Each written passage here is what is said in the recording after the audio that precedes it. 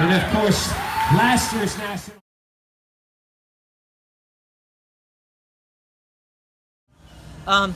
It was, I meant it to be like a really short, sort of precise trip. I traveled by myself.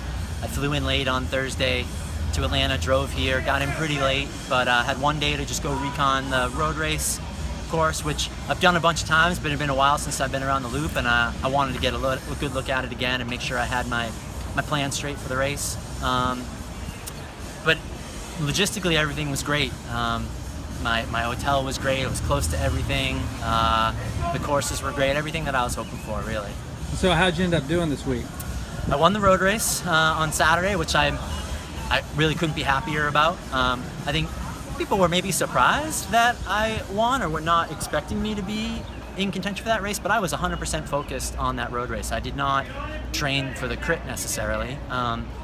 I know that road race is a hard course, but you don't need to be a pure climber to do it. It's good for a punchy rider. I knew I needed to be as skinny as possible for it, and that would matter. And I knew the heat would be a factor. Andy Baker is an ex-pro and a former client of mine who came down from Greenville, and he was my feed zone guy, and he was so key to just helping me stay cool all day. He gave me an ice pack every lap with my water bottle.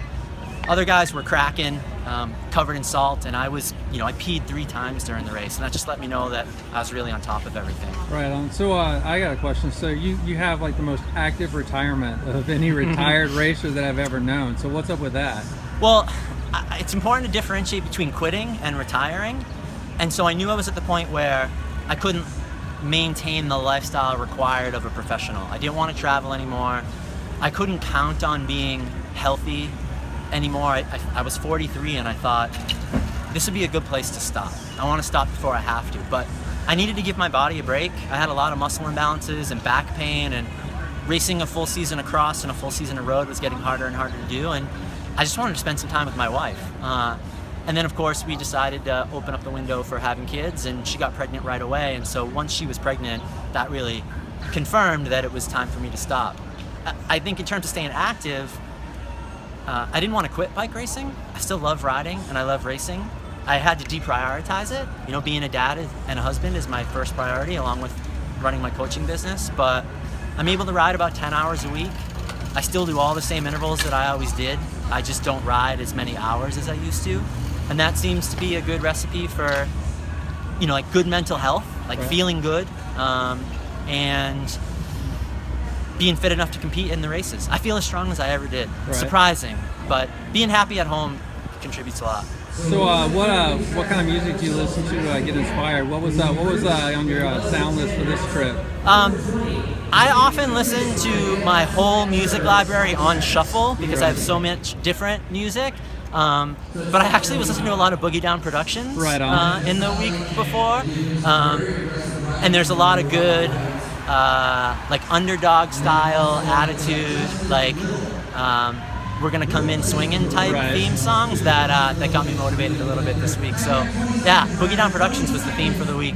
So I've got about 10 years on you, and I'm totally old school punk rock, but you seem like an old school soul. So tell me about some of your favorite bands, just so that I can talk to my punk rock audience. Yeah, sure. Well, in terms of new music, I suppose I've been listening to a lot of Pallbearer and Mastodon and High on Fire. A lot of slow, sludgy metal is really what I've been listening to. That's Doom Riders, Converge, bands like that. But yeah, sure, I'm an 80s punk and hardcore kid, so that music is always your favorite. I listen to a lot of post-punk new wave as well, The Cure, The Smiths. The Baby really likes Joy Division. Depeche Mode? He listens to a lot of Depeche Mode. We play a lot of that for him, so I've been listening to a lot of post-punk new wave with The Baby. Yeah, I caught a lot of shit about my Depeche Mode thing, and so I've you totally reevaluated. I think the spirit of punk is you should like what you like, and you shouldn't apologize for it. So which is true. I can listen to Youth of Today at one moment, and I can listen to Depeche Mode the next, and it's all good. Absolutely, man. I agree with that. Well, thanks a lot. Thanks for coming back to Augusta, and good luck with everything. Yeah, thanks for having us. A great week. You bet. Take care, buddy.